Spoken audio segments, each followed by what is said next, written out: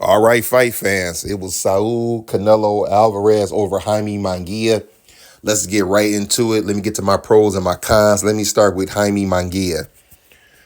Munguia was coming forward, and it was very clear to me that his game plan was he was going to try to overwhelm Alvarez. He was not intimidated. He stayed on the front foot. He was throwing punches. He was giving punches from different angles. And I believe that he wanted to use his size to wear Canelo down. I also like the fact that he was throwing a different variety of punches. It wasn't just looping right hands. It wasn't just power. He was throwing off shots. He was throwing shots upstairs. He was throwing shots downstairs. Let me get to my cons though for Munguia.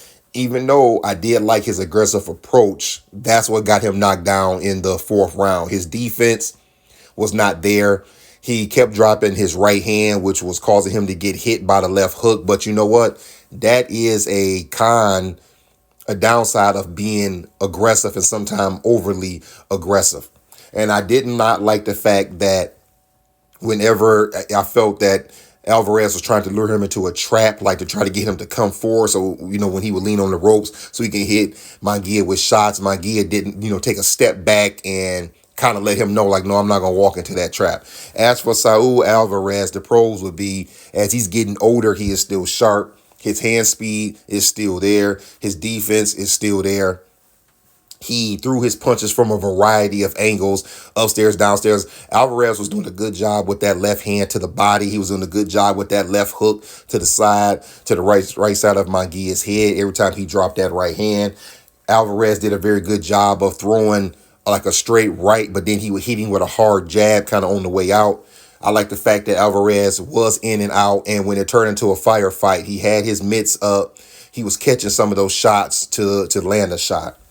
As for the cons for Alvarez, I did not like the fact that he was leaning against the ropes. It's been a while since I really had a con for Saul, but I didn't like him leaning against the ropes as much as he did with Munguia. Munguia was longer, he was stronger, and if Munguia had a little more power, he could have got him in trouble. Let's talk about the fight a little bit. The first 3 rounds, I thought that Jaime had very good rounds.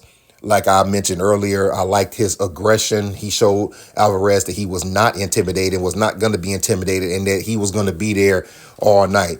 Then we get to that 4th round, and to me, that's where the fight changed a little bit. Alvarez catches him with that quick uppercut. Actually, it was a left hook first, then it was the right uppercut. Munguia goes down, kind of more of a flash knockdown. I don't think that he was really hurt from that. He gets up, and pretty much for the next 8 rounds after that, the fight pretty much went the way that we talked about in the pros and cons earlier. It was Munguia coming forward, Alvarez counter-punching, Alvarez leaning on the back foot, slipping some of those punches and catching him with counter shots. That was pretty much how the next 8 rounds went. I thought it was a pretty entertaining fight. We get to the end, Alvarez wins by unanimous decision. So now we talk about what happens from here. At the end of the fight, they asked Alvarez the question that I wanted to hear. David Benavidez, is that going to be the next guy? I wanted David Benavidez in the ring for this fight. I didn't like how Canelo started out when he said, well, I need to rest.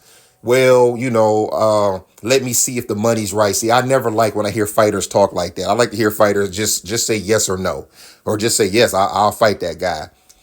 But Alvarez did make a good point when he said, listen, I've given you guys everything you wanted. You wanted Mayweather. You wanted Trout.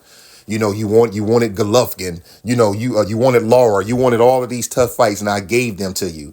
That kind of makes me feel that we're not going to get Benavidez in September. I actually heard this morning that it may be either Jamal Charlo or Belinga. Those fights would be fine, but I still want Benavidez. But what I didn't see last night was that he and Benavidez had like a little exchange, not face-to-face, but Alvarez talked to him from Alvarez was in the ring, Benavidez was in the crowd. He basically was pointing to him and telling him like, yeah, we going to get it on, blah, blah, blah. But I guess we'll see what happened.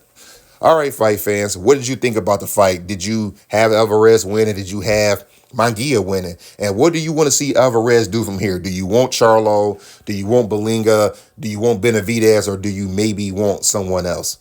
All right, fight fans, if you haven't already, like, comment, subscribe, hit the notification bell so we can keep talking boxing. Until next time, I'll let y'all later.